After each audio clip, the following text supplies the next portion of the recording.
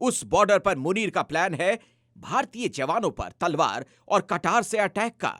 यानी सामने से सीधी जंग की हिम्मत तो बची नहीं, तो अब मुनीर का यह खास दस्ता घात लगाकर वार करेगा। इसके लिए मुनीर ने अपनी पूरी जोर लगा दी। अब सवाल है कि जोंक कितना ही जोर लगाएगा। जी हां, मुनीर की करतूतें जोंक नाम के प्राणी की तरह हैं, गंदे पानी में पाया जाता है। मुनीर भी कुछ ऐसा ही जोंक है, जिसे पीट पीट कर जितना दूर फेंका जाता है वो फिर से चिपकता है। बॉर्डर पर जिसे धूल चटाया वो मुनीर बैट लेकर आया। बैट यानी आतंकियों का वो दस्ता जिसे दी है गला काटने की ट्रेनिंग। मुनीर ने अपनी इस गला काट दस्ते को नाम दिया है बॉर्डर एक्शन टीम। लेकिन इस टीम का एक्शन ऐसा नहीं जो सेना के जवान अपनी बहादुरी का परिचय दुश्मन की छाती पर चढ़कर देते हैं।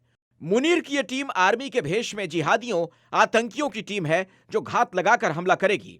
मुनीर ने अपनी बैट टीम यानी बॉर्डर एक्शन दस्ते की तैनाती जिस एलओसी के इर्द गिर्द की, वहां भारतीय जवानों का एक्शन और आतंक विरोधी ऑपरेशन देख थर्रा रही है पाकिस्तान की सेना।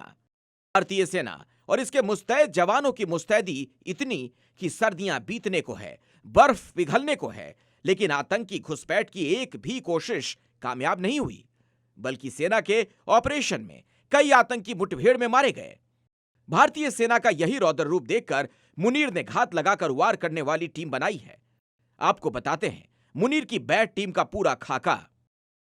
बॉर्डर एक्शन टीम यानी बैट के 3 अलग अलग गुट हैं। टीम की कमांड खूंखार आतंकियों को दी गई है। रजौरी में इसका कमांडर है अबू फियान। अबू फियान अल बद्र नाम के आतंकी संगठन का सरगना है। अखनूर सेक्टर की कमांड अबू रजा के हाथों में है। अबू रजा लश्कर तैयबा का कमांडर है, जबकि एलओसी पर एक्टिव टीम का कमांडर है मोहम्मद शफकत। पाकिस्तानी सेना ने तीनों दस्तों को जम्मू रजौरी सेक्टर में तैनात किया है। दरअसल घात लगाकर हमला पाकिस्तान की वो कायराना नीति है जिसमें कमांडो और आतंकी मिलकर भारतीय गश्ती दलों पर घात लगाकर हमला करते हैं। मुनीर की गलाकाट दस्ते की प्लानिंग यही है। पाकिस्तान की यह फितरत है स्वतंत्रता दिवस और रिपब्लिक डे जैसे मौकों पर सेना और आतंकियों की फौज को सरहदी इलाकों में एक्टिव करना, यहां तक कि दहशत फैलाने के लिए आतंकियों का दस्ता हमले के लिए भेजना भी पाकिस्तानी एजेंसियों की फितरत रही है। लेकिन मुनीर यह जानता है राष्ट्रीय उत्सव के मौकों पर आतंकियों की हर कोशिश नाकाम रही है, इसीलिए सीधे हमले की जरूरत में जोखिम है। भारत की खुफिया एजेंसियों को पहले ही भनक लग चुकी है। मुनीर इस बार कैसी साजिश रच रहा है। गणतंत्र दिवस पर बॉर्डर पर अटैक, फिर मुंह की खाएगा मुल्ला मुनीर। दरअसल अपने देश में हो रहे विरोध और जनता के विद्रोह के बाद मुनीर खुद डरा हुआ है। इस डर से निपटने के लिए एक ही तरीका है, बाकी जनरलों की तरह भारत के खिलाफ जिहाद और छिपकर हमले की प्लानिंग के साथ माहौल बनाना। मुनीर भी यही कर रहा है।